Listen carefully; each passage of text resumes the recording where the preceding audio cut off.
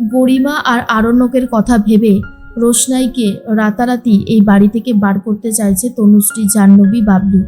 তনুশ্রী বলে, তোমাকে এই বাড়ি থেকে বার করে দেওয়া হচ্ছে মানে জেনে রাখবে তুমি এই বাড়িতে আর কোনোদিন ফিরতে পারবে না। রোশনাই বলে, আমি কোনোদিন ফিরতে চাইও না, আমি এই বাড়ি থেকে চলেই যেতে চেয়েছিলাম বারবার করে। গরিমা আরণ্যককে জড়িয়ে ধরে নাচ করে আর বলে, জানো তো আমার সমস্ত কনফিউশন আজ দূর হয়ে গেছে। আজ আমি তোমাকে সত্যি সত্যি ছেড়ে দিলাম যে আমি আর তোমাকে কখনো অবিশ্বাস করব না। ইচ্ছে করে গরিমা এই কথাগুলো বলে।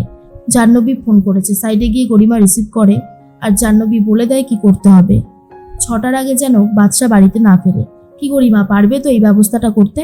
গরিমা জাহ্নবীকে বলে, জাহ্নবীদি এটুকু যদি করতে না পারি তাহলে আর কি বা করলাম, হয়ে যাবে, চিন্তা করো না। আরণ্যকের প্রচণ্ড ঘুম পায়। বাড়ি যেতে চাইলে গরিমা বাড়ি যেতে দেয় না আর বলে, আরে এত তাড়াহুড়ো করছো কেন, একটু অপেক্ষা করোই না, দাঁড়াও না, একটু নাচ গান করে তারপর যাব। ভোর 3টে বেজে গেছে আর ঠিক তখনই তনুশ্রীর ঘুম ভেঙে যায় আর তারপর বাবলুকে ডেকে তুলে বলে, আরে বেরোবে না নাকি? বাবলু বলে, এখনো দেরি আছে, চুপচাপ ঘুমাও। গরিমা আরণ্যককে বলে, আজকের এই দিনটা আমি কোনোদিন ভুলতে পারবো না। আচ্ছা, আমাদের বিয়ের দিন আমরা খুব মজা করবো, বলো, সারা রাত জাগবো। আর তখন আরণ্যকের এসব কথা শুনতে একদমই ভালো লাগে না। ভোর 4টে বাজে, রোশনাইয়ের ঘুম নেই, রোশনাই উঠে পড়েছে। তনুশ্রীরা চলে এসেছে আর বলে, 5টা বেজে গেছে, এবার তোমাকে বেরোতে হবে।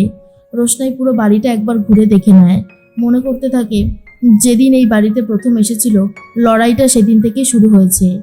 এরপরে আরণ্যকের বাবা বলে, ওঠো গাড়িতে, সময় নেই হাতে বেশি। আরণ্যকও গরিমাকে বাড়ি পৌঁছে দিয়ে যাচ্ছে। গরিমা বারবার করে বলে বাড়িতে যাওয়ার জন্য, কিন্তু আরণ্যক যেতে চায় না। আর তখন গরিমাকে জিজ্ঞেস করে, তুমি কি এখনো আমার ওপর রেগে আছো? গরিমা বলে, না, আর তোমার ওপরে রেগে নেই।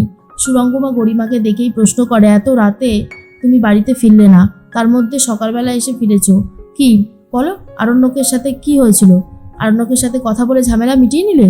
আর গরিমা তখন বলে, মা, রোশনাইকে আজকে ওই বাড়ি থেকে বার করা হচ্ছে, তাই আমি আরণ্যককে নিজের কাছে আটকে রেখেছিলাম। সুরঙ্গমা বলে, আমিও চাই ওই মেয়েটা এখান থেকে চিরজীবনের মতন চলে যাক। গরিমা বলে, সেটাই তো আমিও চেয়েছি। এরপর বাবলু টিকিটটা কেটে দেয় আর 1000 টাকা হাতে দিয়ে বলে, রাস্তায় কিছু কিনে খাবে আর তার জন্য টাকাটা দরকার পড়ে, নাও টিকিটটা রাখো আর টাকাটা রাখো। এই বলেই বলে যে যাও, গাড়িতে উঠে যাও। রোশনাই তো বাসে উঠে পড়েছে। আরণ্যক বুঝতে পারে তার বাবাই কাজটা করেছে। বাবার বিরুদ্ধে গিয়ে রোশনাইকে বাড়ি ফিরিয়ে আনবে বলে দেয় সবাইকে আরণ্যক।